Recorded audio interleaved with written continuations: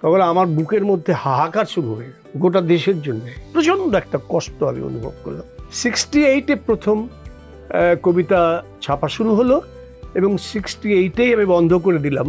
এই জন্যে যে আমার মনে হলো যে আমি তো নকল করে লিখছি। আমার মনে হচ্ছে যে এই যখন রবীন্দ্রনাথ পড়ি তো ওই ঢঙে লেখার চেষ্টা করছি। আমি সারা জীবন নাটক করতে চেয়েছি, আমি নাটকই করবো। আমি 14 বছর বয়সে প্রথম নাটক লিখেছি। ছবি আঁকলে মানুষের মনটাকে ছোঁয়া যায়। শিল্প সাহিত্যের কাজই হলো মানুষের মনকে পরিষ্কার করা, একটা সুন্দর মানুষ তৈরি করা। কেউ না কেউ স্বপ্ন দেখে, আবার কেউ কেউ স্বপ্ন ভাঙে। শিল্পীরা কিন্তু এক মানুষ আলাদা। শিল্প, সাহিত্য এবং জীবন এ কোনটাই কিন্তু আইসোলেটেড কিছু নয়। জীবনকে শিল্প দিয়ে ছুঁয়ে দিতে হবে।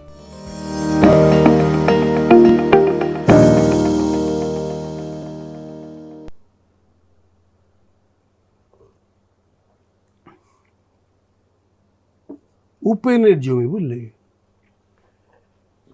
অবহেলা সইছে অনেক আজন্মকাল। কোনই মেরে পথ কেটে যাও, যাও না, তোমায় বলছি কিছু, যাও না, তবে এটুক যেন জমি আমার। সবুজ গাড়ি তোমার যে নয় সেটা জানি, লাল সবুজের নিশান আমার, আমার মুখেই উড়াও ধুলা, দেখছি তাও।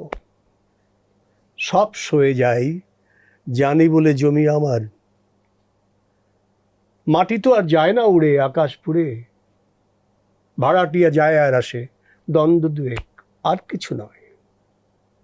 খাজনাপাতি নাই বা দিলে, খাচ্ছ করে খাচ্ছে সবাই, তাই বলে কি ভুললে চলে জমি আমার? আঘাতগুলো জমছে যেন তসবি দানা, একের পরে এক সাজানো, ভুললে তো আর চলে না জমি আমার। যেথায় তোমার পা রেখেছ সেইটুকু, আর যেখানেতে রাখবে দুপা সে জমিও, একলা চলি একলা বাসে, দিব্যি তবু এটুক জানি জমি আমার।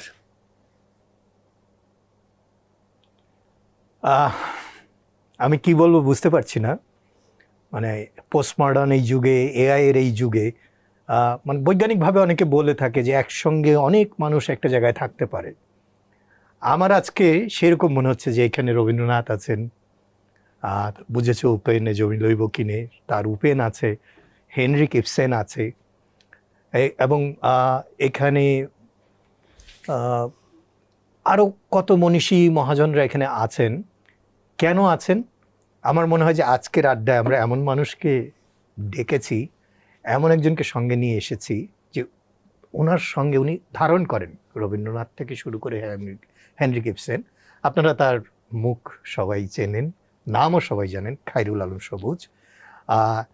কিন্তু অধিকাংশ মানুষই হয়তো মনে করেন যে উনি একজন অভিনেতা, তার অভিনয়টাই আমরা বেশি দেখেছি। কিন্তু আমরা যারা ছোটবেলা থেকে থিয়েটার করছি, আমরা জানি উনি নাটকের মানুষ, একজন অনুবাদক। অনেক জটিল কঠিন গ্রিক নাটকগুলো, আবার ইবসেনের আধুনিক নাটকগুলো উনি একদম একদম জাদুকরের মতো সুন্দর করে বাংলায় আমাদেরকে উপহার দিয়েছেন। তারপর সবুজ ভাই যে একজন কবি, এটা বলার অপেক্ষা রাখে না, তার কবিতা দিয়েই আমরা আজকের আলোচনা শুরু করলাম। সবুজ ভাই, আপনাকে আমন্ত্রণ জানাচ্ছি আনুষ্ঠানিকভাবে। অনেক ধন্যবাদ তোমাদের সবাইকে, কৃতজ্ঞতা। আমরা খুব কৃতজ্ঞ যে এই বেঙ্গল বুকস প্রেজেন্টস টিভিএস লিটটকে আপনি এসছেন, এবং আমি আসলে একটু আজকে বিব্রত, আপনার সাহায্যই চাবো আমি। কি কারণ? যে আপনাকে কি প্রশ্ন করবো আমি? প্রশ্ন করতেই থাকবে, প্রশ্নের পর প্রশ্ন চলে আসবে এবং এই অনুষ্ঠানটিও একসময় শেষ হবে। হ্যাঁ, সেই প্রশ্নগুলো সহজ আর উত্তর তো জানা। তা আমরা একটু থিয়েটারই ফিরে যাই। আপনার থিয়েটার জীবনযাপন কি একটু করাচির থেকে শুরু করবো? করো, যেখান থেকে ইচ্ছা। মানে আপনি খুলে দেন না স্মৃতির ঝাঁপিয়ে আজকে। সেটা আপনার আমার শৈশব থেকেই শুরু করা যায়। জি, শৈশব থেকে একটা জিনিস হলো, আমার শৈশবটা একদম সবুজ রঙের মধ্যে ছিল। পাশে একটা নদী ছিল, ওর নাম কীর্তনখোলা। বরিশালের মানুষ তো। জি। তো সেই শৈশবটা আমাকে বড় তাড়ায়, প্রতিনিয়ত তাড়ায়। প্রতিদিন ওকে আমি স্বপ্নে দেখি এবং স্বপ্ন ছাড়াও দেখি। আমার শৈশবটা লাল ঘুড়ি উঠছে, আবার ভোকারটা হয় একটা সুপুরি গাছে, কিশোর একটা সুপুরি গাছ, বেশ তাজা তরুণ, সেখানে এসে একটি ঘুড়ি কেটে পড়ল। আর আমার কাজ ছিল দেখা যে কোত্থেকে কোথায় যায় সে, এবং আমি সুপুরি গাছে উঠে গেলাম, গিয়ে মাঝখানে, অল্প তো বয়স তখন কম, মাঝখানে হয়রান হয়ে গেলাম যে আর পারছি না, ধরতে পারছি না। সুপুরি গাছে ঝুলছিল অনেকদিন, একটু একটু করে সে ম্লান হয়েছে, সুতো টুতোগুলো সব এক সময় বিবর্ণ হয়েছে। আগে তো মাঞ্জা দেয়া ছিল তো, তারপর রঙও থাকতো। তো সেই আমার মাঝে মাঝে মনে হয় কবিতাও আছে এ নিয়ে একটা, সবুজ ঘুড়িটা ঝুলছে, বহুদিন ধরে ঝুলছে, এজন্য এই ঘুড়িটাও আমার যায় না, সবুজ রংটাও যায় না, আর ওই সুতো টুতো এগুলোও যায় না, ঘুড়িটা আমার সাথে আছে। সবুজও আপনার সবুজও সঙ্গে আমার আছে, সাথে। নামের সঙ্গেই যুক্ত হয়ে আচ্ছা। গেছে। কিন্তু আপনি বোধহয় করাচিতে পড়ালেখা করাচিতে করতে এই সবুজের মধ্যে এতটাই আমি ইনভলভ হয়ে গিয়েছিলাম যে নাটক করছি, গান গাইছি, লেখালেখি করছি, আড্ডা দিচ্ছি, এগুলো সব ক্লাস 10-এর নিচে সময় থেকে। তো আমার মা মনে করলো গেল একটা, এটার মধ্যে ফুটে গেল, এটা কিছু করা যাবে না। আমার বড় ভাইরা ছিলেন তখন করাচিতে, এবং এর মধ্যে একজন ছিলেন যাকে আমি খুব, শ্রদ্ধা ভক্তি তো আছেই, ভয় করতাম, আমার মেজো ভাইকে। দেখা হলে এই যে টেন্স বল, দেখা হলে টেন্স, আসো ডাক্তার আসিবার পরে কি আশ্চর্য। আমার মেজো ভাই ছিল ওখানে, সো মা তাকে বললো যে নিয়ে যাও, আমি পারছি না, আচ্ছা, এটা আমি ম্যানেজ করতে পারবো না। তা আমি চলে, আমার বাবা একটু উদাসীন ছিলেন সব কিছুতে, মানুষের কাজ করতেন আর কি, জনমানুষের কাজ করে বেড়াতেন, লয়ার ছিলেন, তার সাথে খুব বেশি দেখা টাকা হতো না আমার, মাই ছিল সবসময়। বাবা যখন আসতেন তখন বাবার সাথে অত বেশি কথাবার্তা বলতে থাকতো, মানুষ নিয়ে নিয়ে বিভিন্ন জায়গাতে এখানে ওখানে করতো। সুতরাং আমি এক ধরনের একটা লাইসেন্স আগেই ছোটবেলায় পেয়ে গিয়েছিলাম। দুরন্তপনা ছিল, সাংঘাতিকই ছিল, কিন্তু কোনো ক্ষতিকারক কিছু করিনি কখনো। এবং এমন মনে করো যদি কেউ একজন, আমার বন্ধু বান্ধবদের মধ্যেই কেউ যদি একটি গালি দিয়ে কথা বলেছে কখনো, আমি তার সাথে আর বন্ধুত্ব রাখিনি, এরকম একটা মানসিকতার মধ্যে দিয়ে বড় হয়েছি। ফলে আমার ওই সময়টা তোমার 17 বছর বয়সে, রবীন্দ্রনাথ গিয়েছিল 17 বছর বয়সে ইংল্যান্ডে, আর বরিশালের কারণে সবুজ গিয়েছিল করাচিতে 17 বছর বয়সে। এটা আমার মাঝে মাঝে ভালোই লাগে ভাবতে, যে ওই লোকটি 17 বছর দেশের বাইরে গিয়েছিল, না আমিও দেশের বাইরে গিয়েছিলাম, কোনো না কোনো একটা মিল খুঁজে পেলে তো ভালোই লাগে রে। আপনি তো রবীন্দ্রনাথের দুই বোনে কাজ করেছিলেন কি? হ্যাঁ, করেছি, দুই বোনে কাজ করেছি, কিন্তু ছোট্ট রোল করেছি আমি তখন।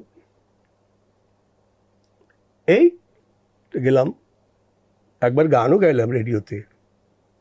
আপনার গান কিন্তু শুনি না অনেক। না, গান তো এখন আর ওইভাবে পারি না, কণ্ঠটার জন্য একটু সমস্যা হয়ে যায়, বেসুরো হয়ে যায়। হ্যাঁ, সে কারণে একটু তৈরি হতে হবে, তারপরে যদি কখনো করা যায়। যাই হোক, ওখানেই কাটলো, ওখানে কেটেছে যে 17 বছর পর্যন্ত আমার শিল্প সাহিত্য নিয়েই কেটেছে, যত আছে শিল্প সাহিত্যের যাবতীয় কিছু নিয়েই কেটেছে। তো আমার ভিত্তিটা মোটামুটি পোক্ত, সেটা বলা যায় যে আমি পাগলামিতে মোটামুটি পোক্ত হয়েছি 17 বছর বয়স পর্যন্ত। চলে যাওয়ার পরে ওইখানে গিয়ে আমার পলিটিক্যাল কিছু কনসিয়াসনেস এসেছে। আচ্ছা, আর কিছু নাই, আমি আর নাটকও করিনি। একেবারে শেষ ইউনিভার্সিটি জীবনে করাচি ইউনিভার্সিটি 2 বছর পড়েছি আমি। তো আসার আগে একটি নাটক ধরেছিলাম, ওইটা ধরেছিলাম যে অভিনয় মানে অ্যাক্টিং। এর মধ্যে আমি 6 বছর ছিলাম।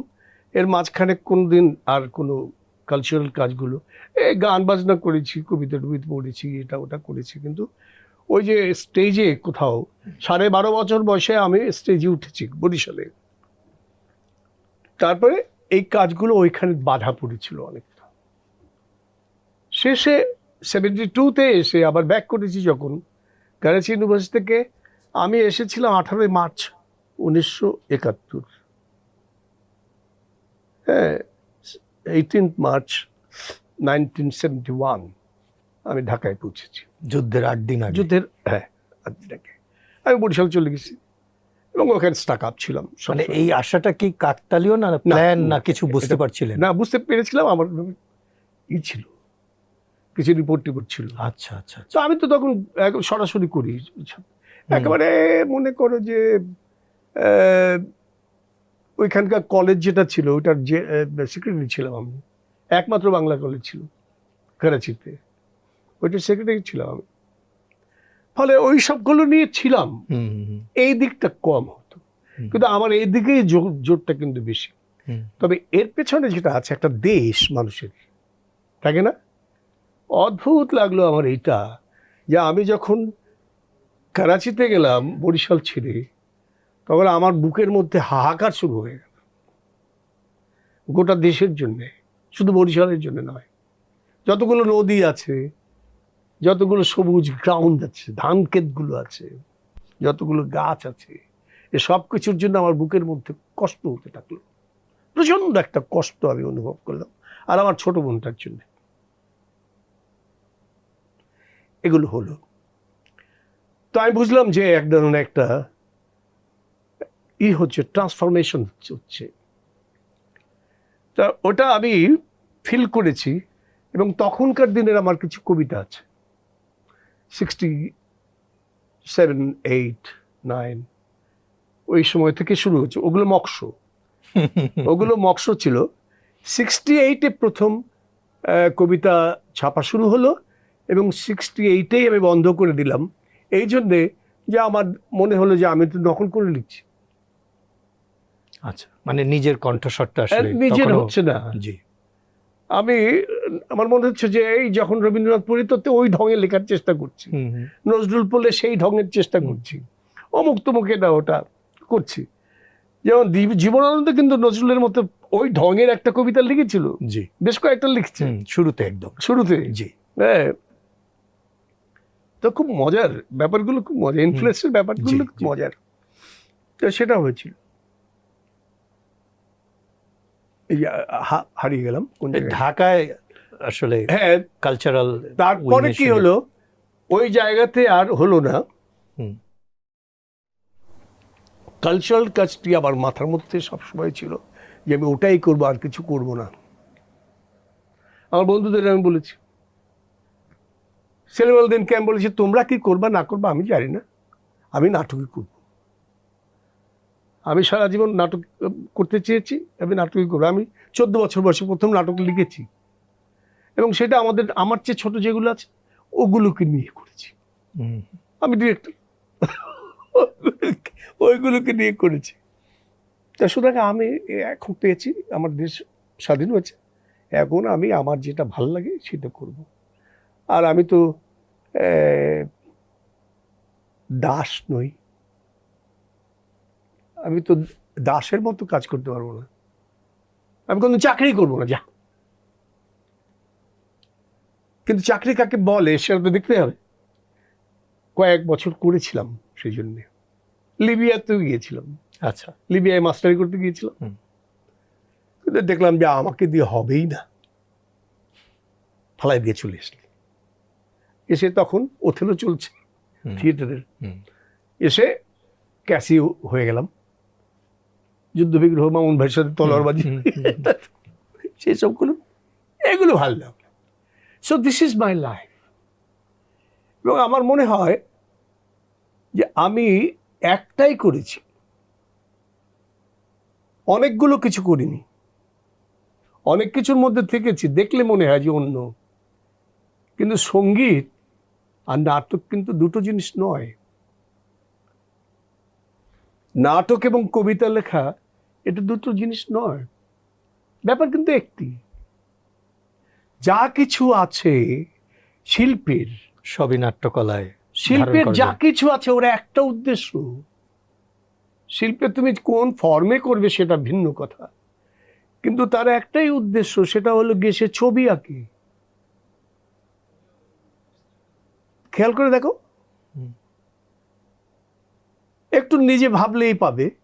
শিল্প আর কিছু করে না, সে ছবি আঁকে। ছবি আঁকে কেন? ছবি আঁকলে মানুষের মনটাকে ছোঁয়া যায়। ছোঁয়া যায়, ধরা যায়। আর শিল্প সাহিত্যের কাজই হলো মানুষের মনকে পরিষ্কার করা, একটা সুন্দর মানুষ তৈরি করা। এটা হলো শিল্প সাহিত্যের কাজ। শিল্প সাহিত্য করে বললাম না যে বাজাবাজি হয়ে যাবে, মারামারি ভিড়ে হয়, তাহলে দরকারটা কি? এগুলো আমার প্রয়োজন নেই তো। যেখানে সুন্দরের ব্যাপার সেখানে তো তাই করতে হবে। আর সুন্দর যদি করতে হয় তাহলে চর্চা করতে হবে। একটা দেশ সুন্দর করতে কি লাগবে? মানুষগুলো সুন্দর করতে হবে, আর তো কিছু দরকার হয় না। এটা যদি যে শিল্প চর্চা করে তার মধ্যে যদি না থাকে, তাহলে কার মধ্যে থাকবে বলো তো আমাকে? সে যদি না পারে, এটা বাইরের দিকটা তুমি রাস্তা বানাইতেছো, ভালো কথা, সুন্দর একটা রাস্তা বানালে বাইরের কথা, কিন্তু এর পেছনে কিন্তু অদৃশ্য একটি হাত আছে। ডিজাইনটা করেছিল কে? স্থপতি, সেইজন শিল্পী সেই করেছিল। তার চিন্তাটা তুমি ম্যাটেরিয়ালস দিয়ে তৈরি করেছো, প্রায়োগিক জায়গায় নিয়ে হ্যাঁ। আসছে।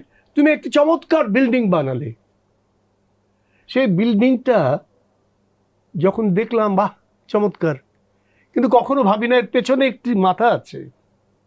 ওটা শিল্প। শিল্প হলো জীবনের অর্ধেকের বেশি। তুমি যদি বিরাট একটা বরফের চাক দেখো পানির মধ্যে, তাহলে তার গোটাটা কি দেখতে পাও কখনো? সম্ভবত একটা আইসবার্গের 10 ভাগের 1 ভাগ দেখা যায়। এতটুকু শুধু মুখ দেখা যায়, জি এতটুকু দেখা যায়, আর তো দেখা যায় না। জি। তো এই যে গোটা পৃথিবীময় এত কিছু হলো, এক সময় পানি ছিল, সেইখানে এত কিছু উঠে গেল, এই 7তম মহাদেশ এখানে ভাসতে থাকলো এগুলো, এবং এগুলো সব ভরে গেল বিভিন্ন কিছু দিয়ে।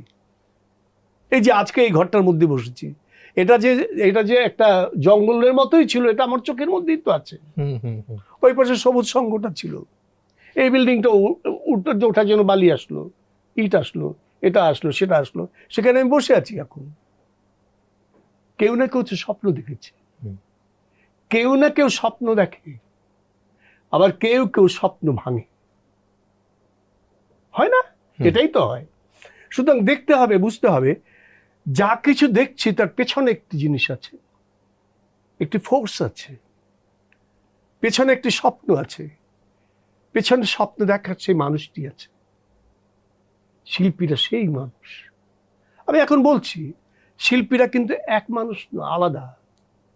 শিল্পী এবং অন্যান্য মানুষের মধ্যে আমি আলাদা করে দিলাম, চপ, কিছু করার নেই। মানুষটা তো অন্যরকম ব্যবহারই করছে, তাকে তো দেখছি না যে সে সবার মতোই করছে, সে নিজের মতো ব্যবহার করছে। মানে জীবনানন্দের মতো করে বলা যায়, সকলেই কবি নয়, সকলেই শিল্পী নয়, কেউ কেউ কেউ শিল্পী। কেউ, সবাই তো হয় না, সবার ইচ্ছা হয়।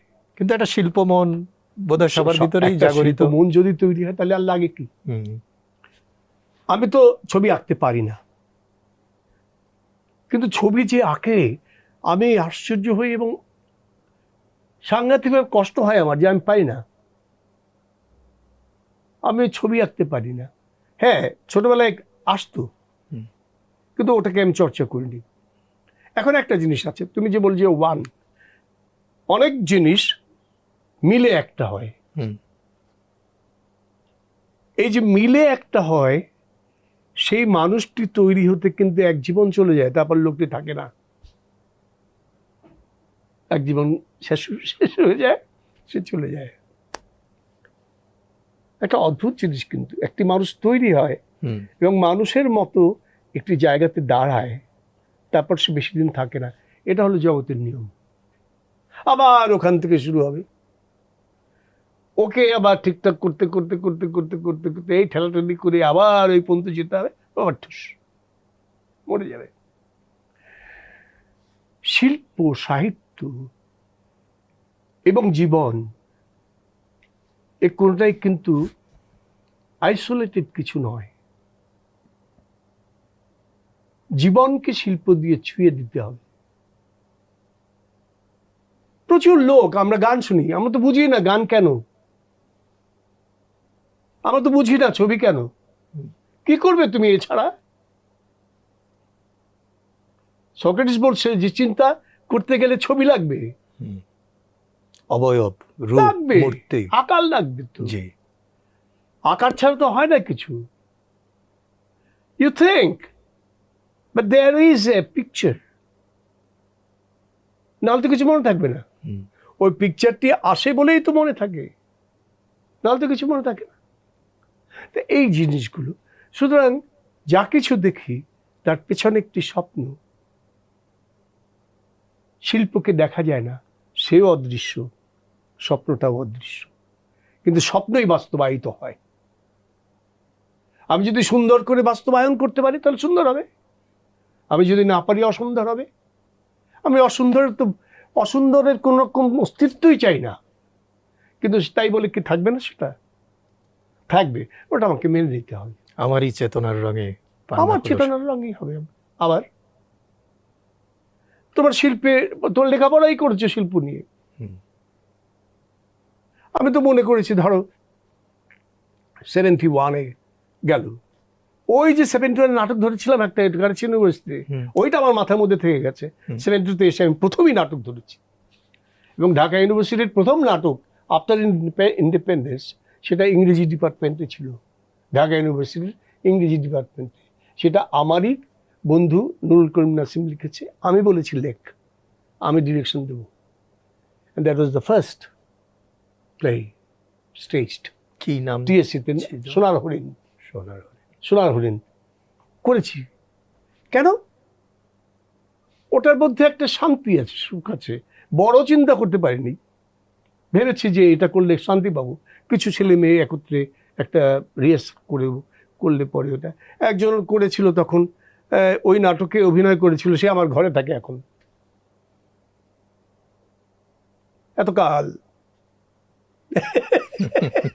বরং আমি তার ঘরে থাকি। It's been 53 years. হ্যাঁ, অলমোস্ট। তো সে মানুষটি আমার সাথে আছে, আমরা একত্রে আছি। এই যে ব্যাপারটি ধরো, প্রথম তো সেখানে হয়ে হয়ে তোমরা সেখানে দাঁড়িয়েছো না। ছেলেবেলদিনকে বলেছিলাম তোমরা কি করবে আমি জানি না, ছেলেবেল যে মাস্টারি করবে তো আমি জানি না। ছেলেবেলদিন আমার চেয়ে একাডেমিক্যালি 1 বছরের একটু ছিল, উপরে ছিল। আচ্ছা, কিন্তু বয়সে আমার চেয়ে 6 মাসের ছোট। আচ্ছা। তো এইরকম ভাবে আমরা করেছি, ভেবেছি যে এই কাজগুলো করব, কিন্তু কাজগুলো কেন করব? কারণ তুমি যেটুকু দেখো তার চেয়ে বেশি অদেখা। স্বপ্ন দেখা যায় না, কিন্তু স্বপ্ন দেখতে পারলেই সেই অনুযায়ী এই জিনিস তৈরি করা যায়। ডিজাইনটা তৈরি হলে ওই ডিজাইন ধরেই এই বিল্ডিংটা তৈরি করা যায়। সুতরাং কে ইম্পর্টেন্ট, কাউকে তো অস্বীকার করতে পারবো। তুমি চোখে দেখছো এইটা, কিন্তু ওর পেছনেরটা দেখো। তুমি একটি সুন্দর দেশ তৈরি করতে চাও, তার পেছনটা দেখো। পেছন যদি না থাকে তাহলে পারবে না। বোধ, জীবনানন্দ যে বোধের কথা বলেছে, আলো অন্ধকারে যাই, একটু 2 লাইন যদি শোনাতে। মনে নাই, মনে মাথার ভিতরে থাকে না, মনে থাকে না, সবসময় মনে থাকে না। তা এই কেউ যাহা শোনে নাই কোনো এক বাণী, আমি বহে আনি। এতদিন শুনেছে যে সুর পুরনোতা হারায়েছে, নতুন কিছু আছে প্রয়োজন, তাই আমি আসিয়াছি, আমার মতন কেহ নাই আর। জীবনানন্দ বলেছে এটা। কি প্রাসঙ্গিক হ্যাঁ, আজকে আজকে কি পরিমাণ, আজকে কি পরিমাণ প্রাসঙ্গিক তার ওইটা, ওই কবিতাটা কোনটা নয়। সত্য কি জানো, তুমি যদি সত্যই ফিল করো, তুমি যদি বোধটাই তোমার সত্য হয়, তুমি ওটা নিয়ে ভাবছো, তুমি নিয়ে কাঁদছো, তুমি ওটা নিয়ে হাসছো, তাইলেও এটা তোমার হবে। আর বোধটি হতে হবে শতভাগ তোমার, থাকতেই হবে প্রকৃত, না হলে হবে না। সামান্য তো খাদ থাকলে আর হবে না। শিল্প এমন জিনিস সেখানে কোনো খাদের কোনো জায়গা নেই। সুতরাং সবাই তো নয়, জীবনানন্দ বলতেই হবে সবাই তো নয়, সব তো কবি না। সে স্ট্রেট বলবে তো, কেন সবাই তো কবি হয় না, হতে পারে না। কবি একটা অদ্ভুত একটা জিনিস, যে কথাগুলো তুমি লিখছো একটু আগেও জানো না যে তুমি কি লিখবে। একটু আগেও ওর একটা শব্দ তোমার জানা নাই, রহস্যময় নির্মাণ, অদ্ভুত একটা কান। এইগুলো নিয়ে তো ভাবতে হয়, চিন্তা করতে হয়। শিল্প তো একা নয়। শিল্প একটা লোক স্টেজে উঠে অভিনয় করলো, সেটাই তো শিল্প নয়। নাটক কি তিলোত্তমা শিল্প, তিল তিল করে ওকে আসতে হবে তো, ওখানে তিল তিল করে তৈরি করবে। বিশ্বকর্মা কি করতো, তিল তিল করে তিল নির্মাণ তিল করে করেছে। তৈরি করতো। তো তিল তিল করে তৈরি করলে তবে তো তৈরি হবে। আর তিল তিল করে তৈরি করতে গেলে সবটা জানতে হয়, যতটুকু পারা যায়। আমরা তো সব জানতে পারবো না, যতটুকু সম্ভব সেটুকু তো করতে হবে। তবে গিয়ে সত্য, তবে গিয়ে সুন্দর, তবে গিয়ে Keats truth, beauty is truth, truth is beauty. তবে গিয়ে কিডস। আমি তো কিডসকে আমি আমার গুরু মনে করি একদম। এতটুকু বয়স, তাতে কিন্তু যে কথা কয়ে গেছে, তারপরে আর এখানে কিছু লাগাইতে পারো তুমি নতুন করে? আর এটা ফেল দিতে পারবা? Truth is beauty, beauty is truth, simple, সত্যই সুন্দর, সুন্দরী সত্য। একদম সোজা হিসাব। এখানে তুমি ফেলবা কিসে? সত্য যে কঠিন, কঠিনের ভালোবাসা। আরেকজন বলছে সিম্পল করেছি ওটাকে। সত্য কঠিন, তুমি সত্য কথা বলতে তো পারো না, চারপাশে মিথ্যার ব্যাসার থেকে। তুমি সত্য কথা বলতে তুমি তো কতল হয়ে যাবে, তোমাকে মেরে ফেলবে মানুষ। বর্তমান সময় সারা পৃথিবী দেখো, গোটা পৃথিবী, আমার দেশ বলে নয়, সর্বত্র একই কথা। তো মানুষ কোথায় যাবে? মানুষকে সত্য বলবে না? সত্য যদি না বলে তাহলে তো সত্য তুমি পাচ্ছ না, তাহলে বিল্ডিংটাও তৈরি হবে না, দেশটাও তৈরি হবে না। মানুষ মানে আপনার কথার মাঝখানে ঢুকলাম, যেমন ধরুন সার্থ মাছি ফ্লাইস লিখেছে, সেইটা তো নাৎসিদের বিরুদ্ধে। এই অনুবাদ করেছিল, জি, এটা খেয়ে ফেলি না, অসুবিধা নেই। নাৎসিদের বিরুদ্ধে সেটা কিন্তু প্রতীক কিভাবে সত্যটা তুলে ধরেছে। সত্য তুমি যদি না বলতে পারো, কোনো না কোনো একটা উপায় প্রতীকের তো করে মাধ্যমে। বের করবে। জি, তুমি তো বলবি, কারণ ডাকঘর তো একটা প্রতীক, রক্তকরবী তো একটা হ্যাঁ। প্রতীক, ওয়াইল্ড ডাক। হ্যাঁ, আমার শোভনের মহারাজ, সে তো এক প্রতীক। তো ব্যাপারগুলো তো তাই। এই শোভন যে চরিত্রটা আপনার, এটা কি আপনার নিজের শোভন চরিত্রটা আমি ছায়া? এটা আমার আমার ছায়া তো বটেই। এবং এই শোভনের মহারাজের যে শোভন, আমার শোভন হল আমার ভাস্তার নাম শোভন। আচ্ছা, ওর নাম রেখেছি, ওর সাথে আমার মিলও আছে, এবার বোধের মিল আছে জায়গাগুলোতে দেখেছি। আমার মা, আমার ভাই বোন সবকিছু মিলে একটা পারিবারিক ব্যাপার। তারা ঠিক করলো, শোভন ঠিক করলো যে এটা করবো। ডিম দুটো নিয়ে এসেছিল বাজার থেকে। আগে এক ধরনের মুরগি পাওয়া যেত যারা এত বড় হতো, আচ্ছা, হ্যাঁ, লাল, ওটাকে বলতাম আমরা বোম্বাই মুরগি। বোম্বাই মুরগি না, ওটা বলতো ফার্মের মুরগি কইতো। আচ্ছা, তো ফার্মের মুরগিটা বরিশালে খুব চল ছিল। যাই হোক, এই মোরগটা ওই ডিম নিয়ে আসছিল দুইটা সে। তারপর তখন তা দেওয়ার জন্য একটি মোরগ বসা ছিল, ওইখানেও ঢুকাই দিছে ডিম দুটো। আচ্ছা। তো সেখানে সে হয়েছে আগলি ডাকলিং ডাকলিং ডাকলিং এর একদম জি। ওই ঘটনা ঘটেছে। জি। তা এখন হওয়ার পরে সবাই ও তো মার কাছে ওটা একটু দেরিতে ফুটেছে, একটা ভেঙে গেছিল, একটা ছিল, ওইটা দিয়ে ওই মহারাজের জন্ম হয়েছে। তো মহারাজ তো হলো, একটু একটু করে বড় হয়। এদিকে আমি যে মহারাজকে ওই পর্যন্ত আমি দেখি নাই, আমার নজরে পড়ে নাই, কারণ এটা আমার জীবনের কাহিনী তো, ওই পর্যন্ত আমার জীবনে পড়ে নাই। এগুলো ধরা বানানো আবার কিছু একটা আছে। তা মনে করো একদিন আমি বসে আছি, এই মোরগ বা মুরগিটা সে যে কি হবে, ছেলে হবে না মেয়ে হবে, এটা আমি বুঝতে পারিনি বহুদিন। তা আমার চোখের নিচে ছিল, ওর জায়গা ছিল আমার চোখের নিচে, আমি ভালোবাসতাম তাকে খুব।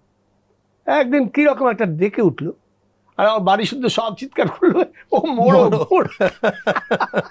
এটা একটা ছিল, আমাদের সবারই একটা সন্দেহ ছিল কি হবে সে, তার তো কিছুতেই মনে হয় ফুল নাই, এটা নাই সেটা নাই, তো মোরগ না মুরগি এনে। তাও যেদিন এরকম ডেকে উঠলো, এবং যদিও ডাকটা বোঝা যায়নি, কিন্তু ওটাই বুঝিয়ে দিয়েছে যে ও মোরগ হবে। আর সে একটু একটু করে মোরগ হলো, এত বড় হলো, দেখতে কি মাই গুডনেস, রয়্যাল একটা ব্যাপার। আর পুরো অঞ্চল সে জিতে নিল। এভাবেই চললো তার অনেকদিন। তখন শোভন ঠিক করলো, তার দাদিকে বলল, আসো আমি আজকে একটা সভা করব। তো সবাই সভা করতে আসলো, বসলো। দাদি আবার একটু পরপরে ঘুমায় যায়। এটা আমার মার স্বভাব ছিল, শেষের দিকে করতো তাই। তা বলছে যে একটাই মাত্র এজেন্ডা, এই সভার এজেন্ডা হলো এই যে এই মহারাজকে ধর, ও মা আবার সেটাকে, মা মানে ওর দাদি, শোভনের দাদি, সে বলছে ওর নাম মহারাজ। ওকে শোভন বলছে আমি এই সভাতে একটা সিদ্ধান্ত চাই, সেটা হলো গিয়ে এই মোরগটি তার জীবন যতদিন চলবে ততদিন সে জীবিত থাকবে, কেউ তাকে ধরতে হবে না, কোন আত্মীয় স্বজন আসলে পরে ওকে জবাই করা হবে, এই স্বভাব হবে না। সবাই তারা বললো যে ইয়েস, রেজলিউশন হয়ে গেল যে এইটা হবে না। কি শিক্ষা! কোনো জব টব হবে না, ওইসব কর্ম নেই, ও তার মতো করে বেড়াবে।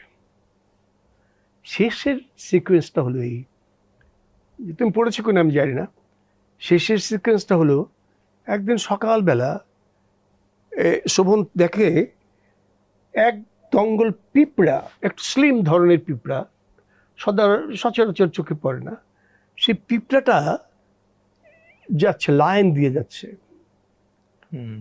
লাইন দিয়ে যাচ্ছে, এবং গিয়ে একটু আগে ও গিয়ে বসছে ওখানে, একটু আগে ওই মহারাজ গিয়ে ওখানে বসছে। তো পিঁপড়া লাইন যাচ্ছে, যেতে গিয়ে ওই শরীরের মধ্যে ঢুকে যাচ্ছে, এই তার সন্দেহ, কি যেন ঘটনা ঘটে গেছে, গিয়ে ধরলো আর পড়ে গেল। একটা ইন্টারেস্টিং ব্যাপার, এরকম গল্প এটা শোভনের মহারাজের। যাই হোক, এখন দেখো, এই শোভনের মহারাজ যদি লেখা না হতো তাহলে তো আর তুমি কেউ জানতে না, এটা একটা গল্প হতো। এটা যদি লেখা না হতো এবং একজন যদি চিন্তা না করতো তাহলে তো এটা পাওয়া যেত না। সুতরাং শিল্প হলো সেই যাকে দেখা যায় না, অদৃশ্য, কিন্তু শিল্পই মেকার, শিল্পই মেকার। সুতরাং শিল্পকে অবজ্ঞা করার কোনো পথ নেই, বুঝতে হবে, আরো ভালো করে বুঝতে হবে। শিল্প তো শিল্প, নানান নাম দাও তুমি, কিন্তু তার একটি কাজ, সে ছবি আঁকে, আর ছবি এঁকে কি করে, সে সুন্দর করে ফেলে সবকিছু, একটা জায়গাকে চমৎকারভাবে দৃশ্যমান করে ফেলে।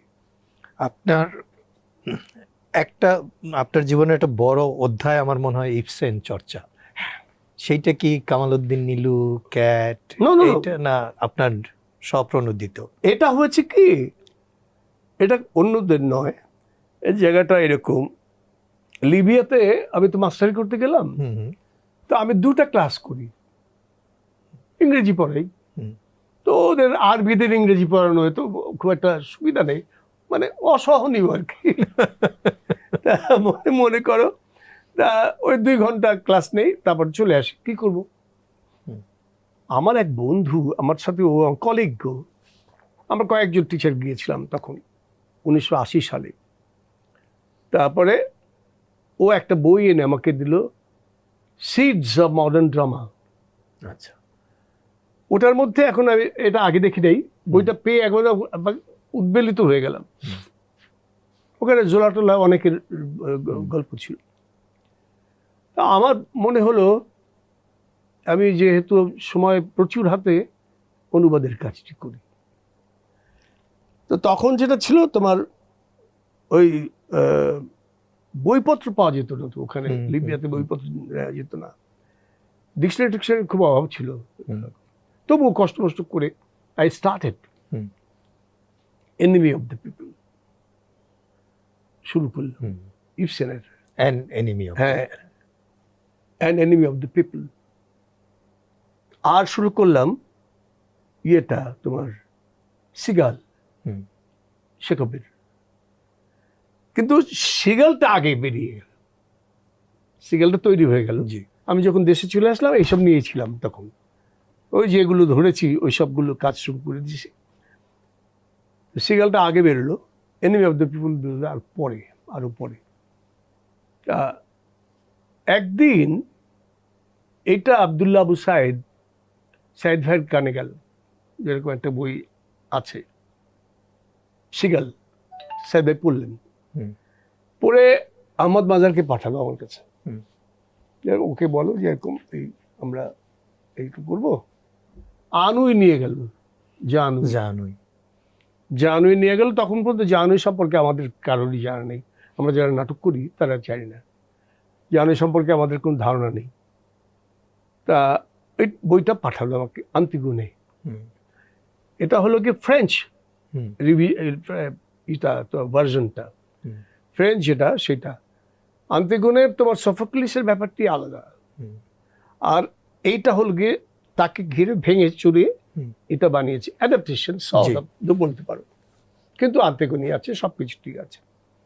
রাজা ক্রেয়ন করেছিলাম আমি, থিয়েটারের নাটক, থিয়েটার প্রোডাকশন হলো আমারই প্রোডাকশন ছিল। তারপরে সেই আনুই তখন আমি 90-তে করলাম। তার আগে বেরিয়েছিল An enemy of the People, না সিগাল, সিগাল আবার বের করলো, প্রকাশ করলো, সেটা হলো আবিদ আনোয়ার না, আবিদ আজাদ, শিল্পতরু, জি, শিল্পতরু তো ছাপা হলো এটা, আবিদ আজাদ, আবিদ আজাদ ও ছাপলো। বলে একদিন গিয়ে আমাকে বলে, শোনো কি আছে তোমার কাছে? আমাকে কিছু একটা অনুবাদ আছে, হ্যাঁ। তা বলে দাদা অনুবাদটা দাও। থিয়েটারে একবার ছাপো বলে বলছিলাম, আনন্দা বললো যে এটা একটু বড় হয়ে যায়, এটা থাক, তুমি আরেকটা পুরো থিয়েটার জুড়ে আপনি এই করেন, এটাকে পার্ট বাই পার্ট করেন। যাই হোক, সেটা হয় নাই। তা আবিদ আজাদ নিয়ে ওটা ছাপলো। এরপরে এই আবিদ আজাদের ওই বইটা পড়েই সাইদ ভাই আমাকে এই কাজটি করলো। বাহ, ভালো তো, আমি তো করতেছি। তো এদের যে এই ইয়েটা অনুপ্রেরণা, এটা আমাকে আরো কাজ দিয়েছে, আমি লেগে গেলাম। আমি তখন যে ছাড়ি যখন থিয়েটার স্টেজ, তখন তো ধরো অনেক, তোমরা জানো এইসব ব্যাপারে অনেক সমস্যা হচ্ছে, এটা ওটা হচ্ছে, আর আমি বাদ দিয়ে দিয়েছি। তা বাদ দিলে তখন আমি বললাম যে ইউনিভার্সিটিতে পড়াশোনা হবে, ইউনিভার্সিটিতে ছেলে মেয়েরা নাটক নিয়ে লেখাপড়া করবে, কোথাও কোনো বইপত্র নাই, কি পড়বে ওরা? অনুবাদ করতে হবে। এই অনুবাদ আমি শুরু করলাম। ডলস হাউস করলাম। ডলস হাউস তো আরো পরে। ডলস হাউস এলো, ডলস হাউস কি আপনি নোরা নামে করেছিলেন? আমি নোরা নামে করেছি। নোরা তো আছে, নোরা আরো কে যেন নোরা নামে আচ্ছা বলেছে আর কি, কিন্তু আমি বাংলাটা নোরাই করেছি। এ নিয়ে মহদুদ্দিন সাহেবের সাথে আমার একটা বচসা হয়ে গেল, নানা রকম কাহিনী। বলে নোরা হলো কি ফার্স্ট লেডি, নোরা হলো ফার্স্ট লেডি, এই যে যত এই যে নারীবাদীরা কথাবার্তা বলে, তার প্রথম মানুষটি তো নোরা। ওই সেই দরজা ধারাম বন্ধ হয়ে গেল। হ্যাঁ, ফেলে দিয়ে সে ঘর থেকে বেরিয়ে চলে গেল। তবে ছিল ব্যাপারটাই, তো তার উপরে আর তো যাওয়ার কোনো কারণ নেই। সুতরাং ওখানে ডলস হাউস লেখার কোনো দরকার নেই। ওটা ইবসেন করছে। ইবসেন তো আর নরওয়েজিয়ান ল্যাঙ্গুয়েজে কি করেছিল সেটা আমি জানি না, মানে ওটা আমি উচ্চারণ করতে পারিনি। কিন্তু ইংরেজি নামটা হয়ে গেছে। যা কিছু দেখো সেগুলো তো ইংরেজি নামগুলো এখন বিশ্ববিখ্যাত হয়েছে। তো ওই সময় আমার একটা পারপাস হলো যে ছেলেগুলো পড়ুক। আজকে তো পড়ছে ইউনিভার্সিটি, সবগুলো ইউনিভার্সিটিতে পাঠ্য, বিভিন্ন আপনার অনুবাদগুলো, আমার অনুবাদ সব অনেকগুলো অনুবাদিত। এখন ধরো আমি অনেক ইবসেন তো 12টা বা ইবসেন 13টা করেছেন। ইবসেন 13খানা করেছি, আর করবো 2-4টা, খুব বেশি করবো। সমগ্রটাই করে ফেলুন না। সমগ্র চেষ্টা করবো, কিন্তু এই জীবনে বোধহয় না ওইটা পাওয়া যাবে না রে, এত সময় পাওয়া যাবে না জীবনে। তো যাই হোক, তবু আচ্ছা, এই গেল কাহিনী।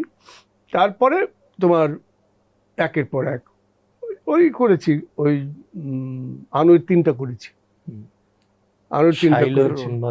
হ্যাঁ, আমি তো ফসেও করেছি, ফসের 2টা করে ফেলেছি। ইয়ান ফসে। আচ্ছা, সেইটা না, ফসে তোমার জানবা না, না নোবেল লরিয়েট এই বছর 3 আগে, মানে এই তো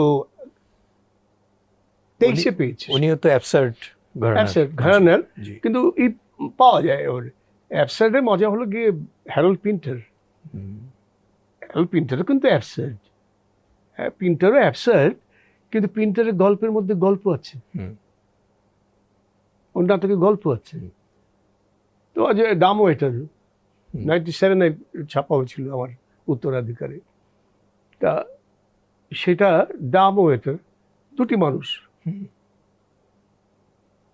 একজন আরেকজনকে করবে, তোমার আধিপত্য বিস্তার করবে তার উপরে, একজন আরেকজনের উপরে যাবে, 2টি মানুষ। তো এই যে জায়গাটি, এটা ওয়েটিং ফর গডের মতো লোক নাই, লোক কম। তো যাই হোক, এখন এগুলো করেছি আমি। তারপরে তোমার বিয়ের করেছি 3টা, এই যে বললাম নাম, শেখব না, হ্যারল্ড পিন্টার করেছি 3খানা, আর ফসের 3খানার মতো হবে, এখন হয় নাই, 3টা হয় নাই, 2.5টার মতো, 2টা শেষ করছি এখন। এই আর অনেকের পিটার হান্টকে না করি নেই, এত তো আর পাই না, এক জীবনে কত আর করা যায়। চেষ্টা করছি আমি কিছু কাজ করে যাই, ছেলেপুলের কাজে লাগে। জি দে উইল রিড ইট, তাই না? মানে আমাদের নাটকের যারা ছোট ভাই বোনরা পড়ছে, তাদের কাছে তো মানে আপনি একজন কি বলবো, সরাসরি উপকারে হলো তো, লাগলো তো উপকারে। মানে আপনি যে কথাটা আপনার বাবার ক্ষেত্রে বলছিলেন যে মানব কল্যাণ, হ্যাঁ, এটাও এক রকমের মানব কল্যাণ আপনি করে যাচ্ছেন। আসলে তো তাই ব্যাপারগুলো, জীবনে তো তাই। কথা তো আরো অনেক বলতে ইচ্ছে করছিল সবুজ ভাই, কিন্তু তুমি তো কোনো কথাই বলতে পারো, শুনে দিচ্ছি না তোমাকে, কি আশ্চর্য কথা। না, আমি কি বলবো, আমি তো শুনতে বসেছি এখানে, এবং আমার চেয়েও বেশি যারা আগ্রহ নিয়ে শুনছেন, খুব ভালোই লাগলো এটা। হ্যাঁ, তা আমরা শুরুটা করেছিলাম একটা কবিতা দিয়ে, শেষটাও ওই একটা কবিতা দিয়ে শেষ করতে পারি। পারি। ওই যে চেয়ার একটা নাটক ছিল, যা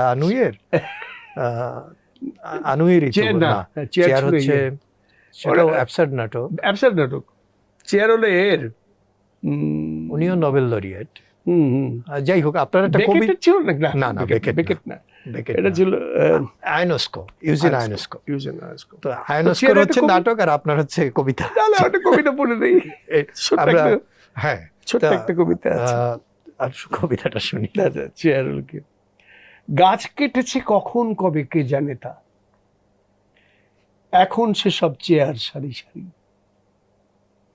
একটা একটু বেঁকে গেছে আরাম করার ফন্দি ফিকির, একটাতে 2 হাতল আছে বাঁকা, ফোমের গদি র্যাক সিঁড়িতে ঢাকা, হরেক ঢঙের চেয়ার সারি সারি, সব কিছু যায় রসাতলে, শুকনো কাঠের চেয়ার নিয়ে চলছে কাড়াকাড়ি।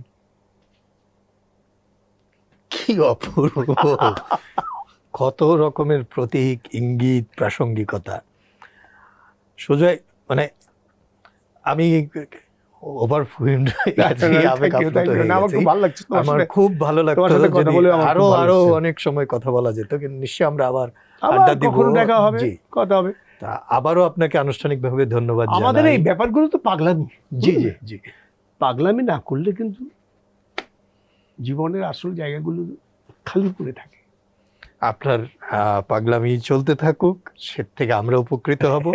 আপনার চলো আমরা সবাই মিলে দীর্ঘায়ু, এই ধরনের পাগলামিগুলো জি করি। জি, দীর্ঘায়ু সুস্বাস্থ্য কামনা Thank করছি। you, thank you. শুধু দর্শক, পরিচয় দেওয়ার কোনো দ্বিতীয়বার বলার কোনো সুযোগ নাই, তারপরও আমার দিতে ভালো লাগে, বলতে ভালো লাগে যে আজকে কথা বললাম খায়রুল আলম সবুজের সঙ্গে। আপনারা এতক্ষণ তার কথা শুনে বুঝতে পেরেছেন যে তিনি আমাদের থিয়েটারের মতো, নাটকের মতো একের মধ্যে অনেক কবি, অনুবাদক, শিশু সাহিত্যিক, অভিনেতা, আরও কত, সবচেয়ে বড় কথা একজন শিল্পী মানুষ, সবকিছু শিল্পীর চোখ দিয়ে দেখে। কিন্তু আমি কিন্তু একটা করি, একটা সব মিলে কিন্তু একটা শিল্প। তো আপনার এই শিল্পকর্ম চলতে থাকুক, আর আমরা আজকে বিদায় নিচ্ছি। আপনাদেরকে ধন্যবাদ বেঙ্গল বুকস প্রেজেন্স টিবিএস লিপটকের সঙ্গে থাকার জন্য। অচিরেই দেখা হবে অন্য কোনো অতিথির সঙ্গে।